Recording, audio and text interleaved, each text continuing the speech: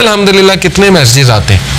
अभी रिसेंटली मुझे किसी का मैसेज आया कि वो इंतहाई कोई खातून डाउन थी, बड़ी उम्र की खातून है, तो कहती कि आपका एक क्लिप आया तो बस अल्लाह ताला ने मुझे मैसेज दिया। तो ये अल्लाह दे रहा है उन्हें, मुझसे तो अल्लाह ने उगलवाया, लेकिन ये कि मैसेज तो अल्लाह दे रहा है कि परेशान ना हो, अल्लाह ताला तुम्हारी हिफाजत कर रहा है, अल्लाह ताला संभाल लेगा तुम्हें, ठीक है। तो ये अल-लतीफ़ की इम्प्लीकेशन है आपकी लाइफ में। अगर आपने अल्लाह ताला का इस नाम की इम्प्लीकेशन फील करनी अपनी लाइफ में, और किसी ना किसी के थ्रू अल्लाह आपको मैसेज भेजता है, ठीक है ना। आपको किसी क्लास में चले गए, ये भी मैसेज है। कोई हिदायत मिल गई, ये भी मैसेज है। अल्लाह के करीब आ गए, ये भी मैसेज है। अगर अल्लाह किसी को नापसंद करता है तो अपने करीब क्यों लाएगा, मुझे ये बताएं, ठीक है ना। एक बंदा कहीं और जा सकता है, क्लास में आ गया, दीन का लेक्चर सुनने आ गया, क्या ये निशानी नहीं है कि अल्लाह उससे राज़ी है? वरना तो अल्लाह ताला चाहता उसे कहीं और ले जाता, अल्लाह उसकी केयर छोड़ देता।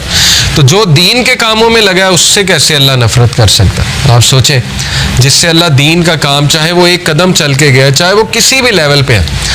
अब देखें आप लोग मुख्तलिफ लेवल्स में, किसी ने ये सेट किया, किसी ने कैमरा सेट किया, किसी ने एसी चलाया, तो क्या मतलब है कि अल्लाह ताला आपसे नफरत करता है? बिल्कुल भी नहीं। क्या अल्लाह आपसे राज़ी नहीं है? अल्लाह राज़ी है तो ये काम हो रहे हैं ना, वरना तो किसी और काम पे आप लगे होते। अल्लाह माफ़ करे, कितने लोग हैं वो इस टाइम पता नहीं क्या कर रहे हैं, कमरों में बैठे हुए अपनी लाइफ वेस्ट कर रहे हैं वगैरह वगैरह।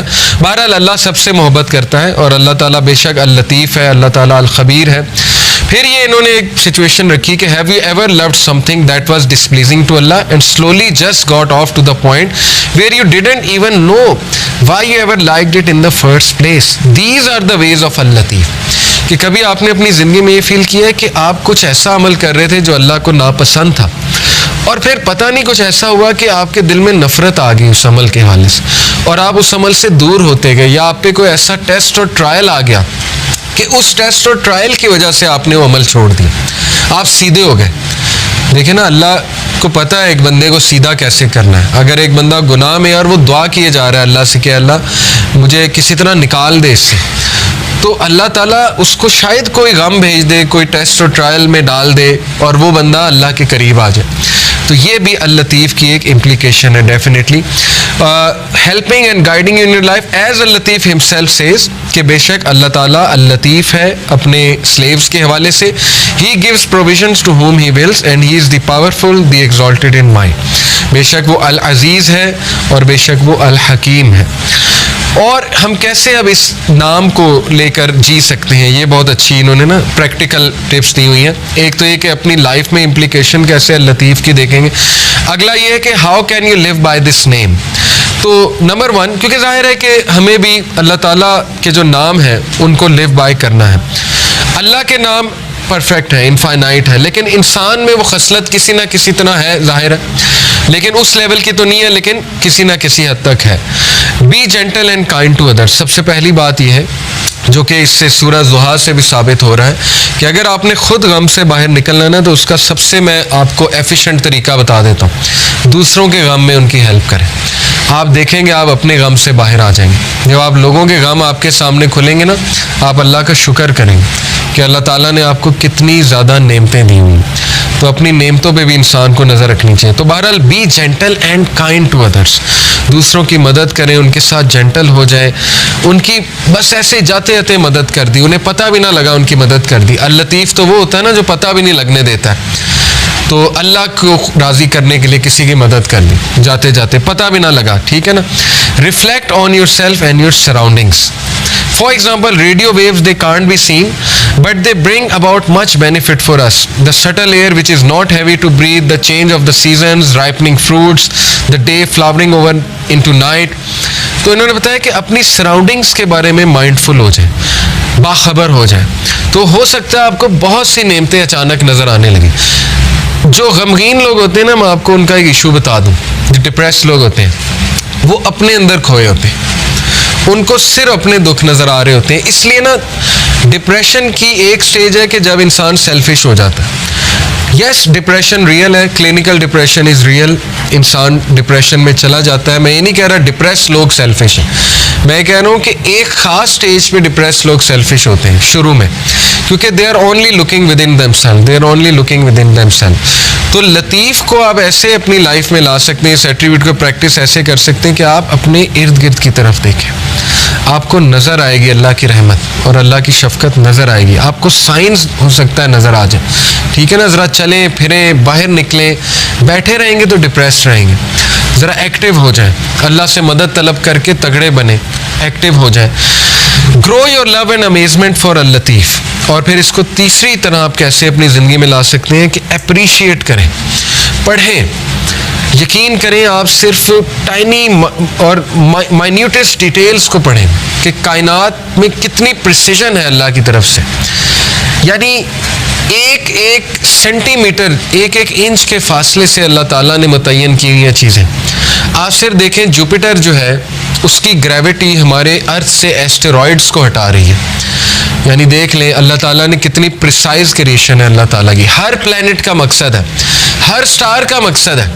ये बिल्कुल इसी तरह है जैसे कंप्यूटर का मदरबोर्ड आप खोलें तो थाउजेंड्स ऑफ उसमें माइक्रो प्रोसेसर्स लगे हुए, थाउजेंड्स ऑफ पार्ट्स हैं। All are combining together to give you one process. एक प्रोसेस वो सारे कंबाइन करके करा रहे हैं। तो इंसान वर्थलेस नहीं है। इंसान के लिए अल्लाह ने ये दुनिया जो है ये रहने की जगह बनाई है और मुसख्खर की है इसकी चीज़ें। मैग्नेटिक फील्ड बनाई, magnetic field, you should be thankful for magnetic field. Magnetic field ना होती तो यहाँ दुनिया में हम रह नहीं सकते थे, ठीक है ना। ओजोन लेयर ना होती तो दुनिया में हम रह नहीं सकते। तो इसको अप्रिशिएट करें और अल्लाह से मोहब्बत कायम करें, ठीक है ना। देखें आपको मोहब्बत से, मोहब्बत कब होती है? माँ बाप से। जब आप रियलाइज़ करते हैं कि यार इन्होंने कितना कुछ किया है मेरे लिए, तो आपकी मोहब्बत कायम होती है माँ बाप से। तो इसको अक्सर रिविज़िट किया करें, स्पेशली जब आप डाउन फेज में हो, जब आप बहुत ज़्यादा गम की स्टेट में हो, तो रिविज़िट किया करें कि नहीं अल्लाह ताला ने कितना कुछ किया, ठीक है ना। चौथी बात है have the right intention in all you do. अल लतीफ़ knows all you do, every minute detail, every thought, every desire, every intention. So take account of yourself. इस एट्रीब्यूट को आपने अपनी लाइफ में कैसे लाना है कि आप जो भी कर रहे हैं ना उसको रिविज़िट करें, उसकी इंटेंट देख लें। What is your intention behind this?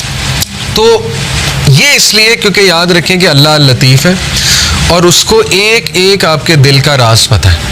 इसलिए अपने दिल को साफ कर लें, ठीक है ना, कि क्यों कर रहा हूँ मैं ये दीन का काम, क्यों कर रहा हूँ मैं, यहाँ क्यों आता हूँ, क्यों जाता हूँ, किसी की मदद क्यों कर रहा हूँ, फलाना काम मैं क्यों कर रहा हूँ। और आखिरी जो इन्होंने बात की है कि अल्लाह से, अल लतीफ़ से दुआ करें ये नाम लेके कि अल्लाह तू अल लतीफ़ है, तू मेरी तमाम चीज़ें जानता है, तू मेरे वो भी चीज़ें जानता है जिनको मैं भी नहीं जानता। इंसान का जो अनकॉन्शियस पार्ट ऑफ माइंड है, ठीक है ना। कॉन्शियस तो हम जानते हैं, अनकॉन्शियस नहीं जानते। तो ये भी जानता है फ्यूचर में मेरे पे क्या आने वाला है। तो अल्लाह ने ऐसी ऐसी दुआएं ऐसे ही नहीं बताई, रब्बना वला तुहम्मिलना मा ला ताक़त लना भी, अल्लाह हम पे वो बोझ ना डालें जो हम बियर ही नहीं कर सकते। ये क्यों बताई है? क्योंकि अल्लाह को पता है, ठीक है ना। तो ये नाम लेके ये साबित है हदीस से कि अल्लाह को वास्ता जो है ना वो किसी वली या नबी का नहीं दिया जाता है, हदीस से साबित नहीं है। ये हमारे कल्चर में एक बात बड़ी है ना कि वास्ता देते हैं, वो किसी वली का वास्ता देते हैं। ये हदीस आप देख लें दुआएं नबियों की, कभी अल्लाह को वास्ता किस चीज़ का दिया? या नेक अमाल का अपने, या जो अपने नाम अल्लाह के नामों का वास्ता दिया। तो अल्लाह को नंबर 1 अपने नेक अमाल का वास्ता दे सकते हैं। जैसे वो वाक़या है कि 3 लोग गार में थे और पत्थर सामने आ गया, स्टक हो गए, निकलने का चांस ही कोई नहीं, तो अल्लाह ने पत्थर हटा दिया। लेकिन ये कि तीनों ने अपने नेक अमल का, एक ने कहा अल्लाह मेरे माँ बाप सो गए थे, मैं दूध का गिलास लेके खड़ा रहा, तुझे राज़ी करने के लिए कि उठेंगे तो मैं पिला दूंगा, तो मैं सारी रात खड़ा रहा, अगर तुझे ये अमल पसंद आया तो इसको पीछे हटा दे। अल्लाह ने पीछे हटा दिया थोड़ा सा। दूसरे ने कहा अल्लाह मुझे दावत गुनाह, मैं गुनाह करना चाहता था, लेकिन उस औरत ने जब मैं एंटर होने लगा तो उसने कहा इत्तक़िल्लाह, अल्लाह से डर जा। तो मैं उस वक्त, उस मोमेंट पे, अब ये देखें कितनी उम्मीद है इसके पीछे, उस शख्स के लिए जो गुनाहों में डूबा हुआ है। एक शख्स यहाँ तक पहुँच गया तो इसका मतलब पीछे से गुनाह करता आ रहा था ना, एकदम तो नहीं बंदा यहाँ पे पहुँच जाता जिना करने। इसका मतलब उसकी पीछे से गुनाहगार लाइफ चली आ रही, उसको थॉट्स आते होंगे, पता नहीं इस लेवल पे वो आया कैसे। लेकिन जब वो एक्सट्रीम करने लगा, जिना करने लगा, तो उस औरत ने उसे याद दिला दिया कि अल्लाह से डर जा। तो उसने कहा मैं डर गया अल्लाह। अब अल्लाह को ये अमल कितना पसंद आया। हालांकि कोई कह सकता है कि यार वो तो पहले से गुनाह करता आ रहा है, ये क्या बड़ी बात है, पीछे हट गया। नहीं, अल्लाह को यही तो पसंद आया है कि वो मेरे डर से पीछे हट गया। तो अल्लाह इज़ ऑल अप्रिशिएटिव, अल्लाह अप्रिशिएट करता है, अल्लाह ने पत्थर हटा दिया। तीसरे ने कहा अल्लाह मैंने जो है वो किसी ने मेरे पास बकरियां रखवाई थी और वो ये कि उसके बकरियों के बच्चे हो गए तो उससे मैंने कुछ प्रॉफिट कमा लिया। जब वो वापस आया मैंने उसे बकरियां भी दी और वो प्रॉफिट भी दिया। यानी इस लेवल की ऑनेस्टी। तो अल्लाह अगर तुझे ये पसंद आया है, तेरे लिए किया था और तुझे राज़ी करने के लिए, तो पत्थर मुकम्मल हट गया।